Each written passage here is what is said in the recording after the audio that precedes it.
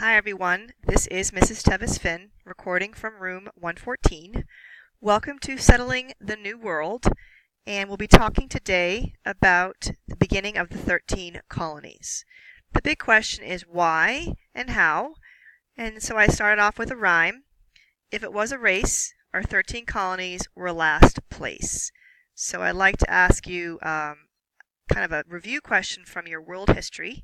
Which other countries beat England to the Americas? And for my peeps new to the flipped classroom, I encourage you to have something to write with or type, and please pause me so that you guys can absorb and look at pictures and take down information and pay attention. And so when I previewed this with you in class, many of you guys knew some of these countries, but if you look carefully at this key, you can answer my first question. It looked like Spain and France beat the British to the Americas. So you can see how my mouse will show you guys on the screen. Here's the Spanish possessions. You guys can note Louisiana, which will come into play as we build our country. And note that France is through here, and as you can notice, up towards Canada. If you guys pay attention to the key, you'll notice that the British have colonies beyond the 13 that we'll be focusing on. So if you look carefully, you can see up here Newfoundland, Nova Scotia, definitely places I want to go check out for vacation. My husband and son love to fish. So anyway, just look, this is our focus for our first week here in US 1. So here's the first question. If you want to, make a copy of the slide, you would just type your notes down below it, or again on paper. You can just write down these three main bullets for, why. What motivated early settlers to leave England? So I'm big on images. If you guys note on the right is a picture of an early colony in North Carolina that disappeared without a trace. So here's some sketches of what they think it looked like. So as you do your notes, it's three factors. You can outline that, 1, 2, and 3, that pushed. And the three broad categories for you to write down are religious, economic, and political. So let's go into religious. This is review from your world history, but I have pictured here Martin Luther. Okay, so he is protesting with his theses against the Catholic Church. And so, whole new religion swept into Europe, especially England. And you guys can note that these English Puritans faced prejudice, harassment.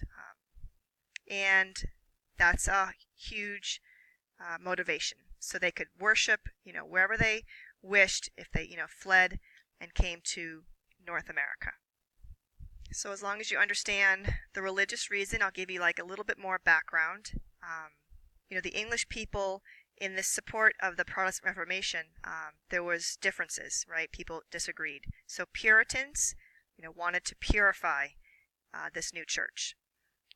They wanted to get rid of anything that was Catholic. They were against the king having any power in the church, and they also wanted churches to, kind of have like say or representation, meaning they could elect, the leaders of the congregation. Moving on to your second reason, so in your outline and notes, you can either type or write Enclosure Act. So I have a great picture of what it did to the lands in England, but make sure you guys know that it really displaced or, kicked out thousands of tenant farmers. So those would be people who couldn't afford, to own their own land. And it looks like if you were wealthy enough, you could build these walls for your sheep to graze and then raise the wool for a crop for trade. So define enclosure and just know, what's going on in Europe is a huge market for wool. So right, that's the reasoning behind this changing in land ownership. So they could, make more money by enclosing the land, right? Raising more sheep.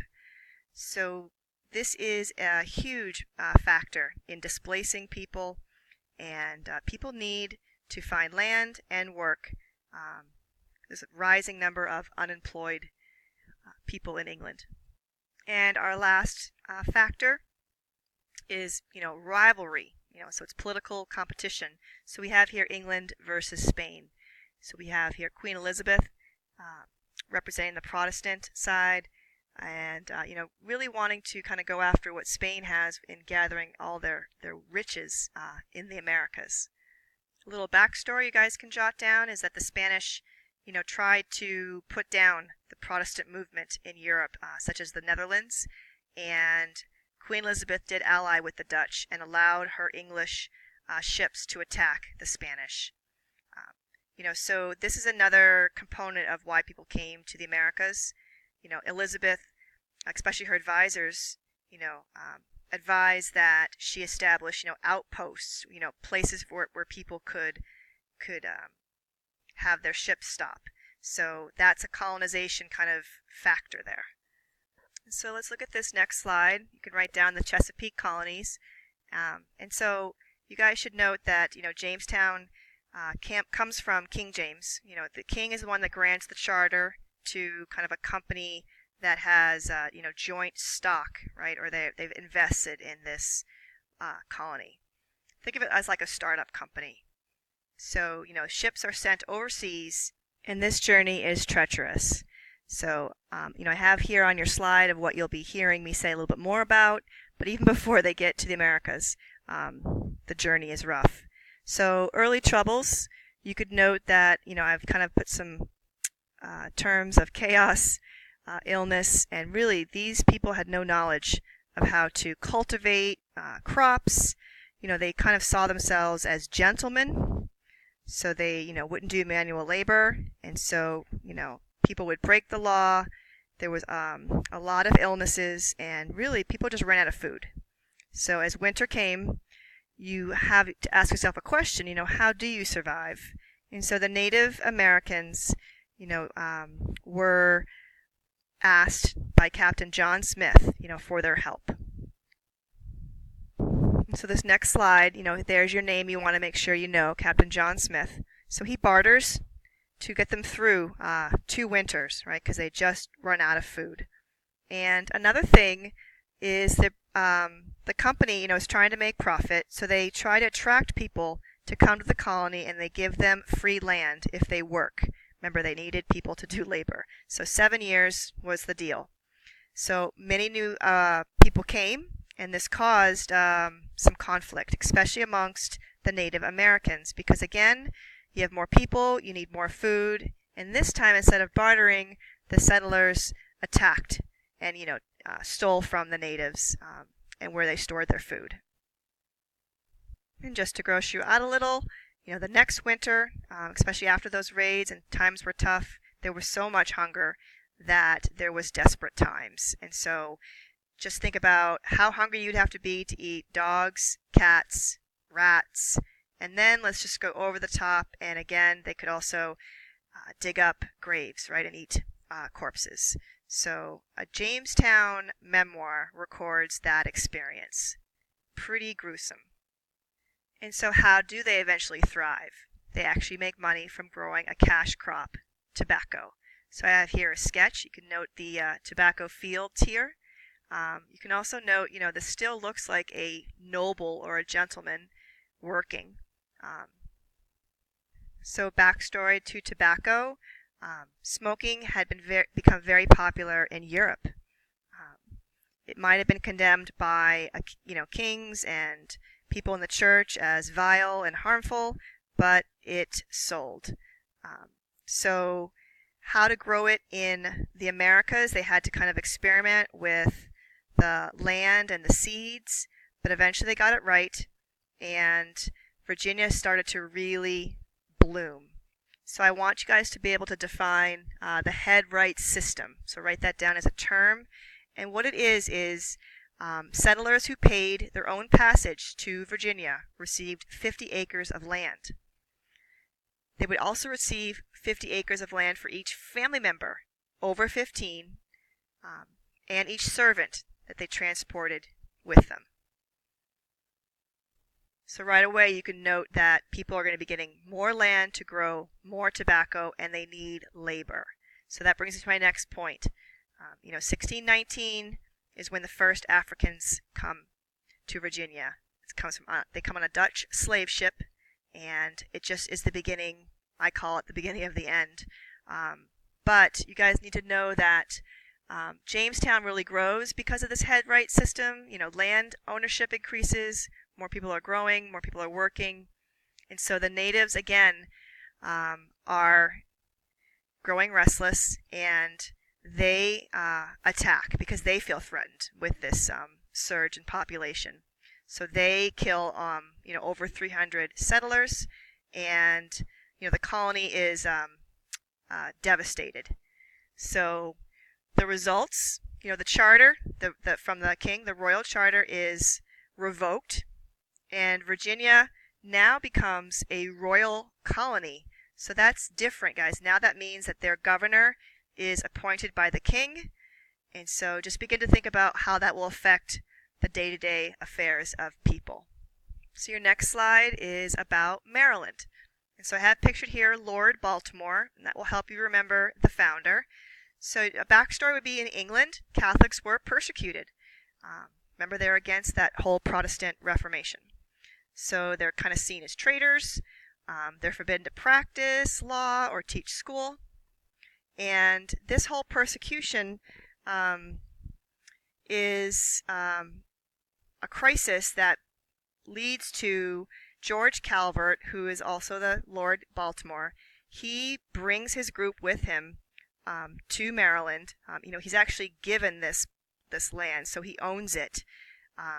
And it's north of Virginia, and it becomes called Maryland. It's a proprietary colony, so I'll put that down on the board for you guys, but you should also just know that the main part of the definition is that it has unlimited power. It's like so this lord is like a king. He rules over everything: courts, military, and economy, and you had to follow English law. So you couldn't come up, with your own law as colonists. And we are winding down, so our last section will be on the Pilgrims and Puritans. And I want you guys to pay attention to the map. Again, like I said, we'll do maps in class. But you guys should note the timing and where. Here's Plymouth right here. And this group is religious reformers, again, that we talked about from the Protestant Reformation. But they're even breaking away from that group, the Anglican Church, and they're called separatists. Right, so they flee to America in 1620. All right, so I want to finish up with the separatists and get to, here we go. Here they're on the ship, the Mayflower. So you can see they're down below, and I want you guys to know that, this is a terrible passage, right? Food becomes scarce, there's a lot of illness, there's death, and they had planned to go, with the Virginia Company, south, but they end up in Plymouth, right, on Cape Cod. So, William Bradford, please note in your notes, was really ready to make his colony thrive and, set his group to work on building homes. And they had to fight off things such as plague, and eventually, as they ran out of food, they turned to Squanto. So please erase that S. I found a typo. But the Wampanoag tribe, is Squanto's tribe. And you need to just know your basics from early colonial history that, corn was a basic crop that helped them really survive. How to fertilize it with fish. So this actually is our early story of Thanksgiving, but you should make sure you guys know these 4 terms and how, it helped form that first colony on the Cape. Last but not least, the Puritans. So you guys should know the difference between the Puritans and the Pilgrims. This group faced heavy persecution when Charles I took the throne. There was huge depression, in the economy in England because of wool, unemployment, and so John